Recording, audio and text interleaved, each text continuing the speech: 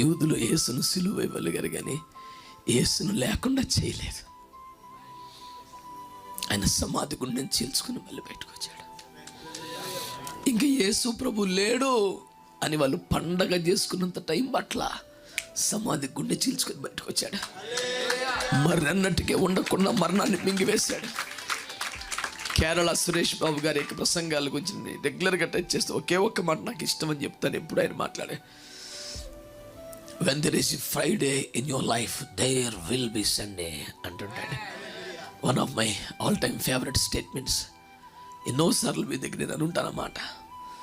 నీ జీవితంలో శుక్రవారం వస్తే ఆదివారం వస్తుంది బిడ్డ. శుక్రవారం అంటే ఏంటి తెలుసా?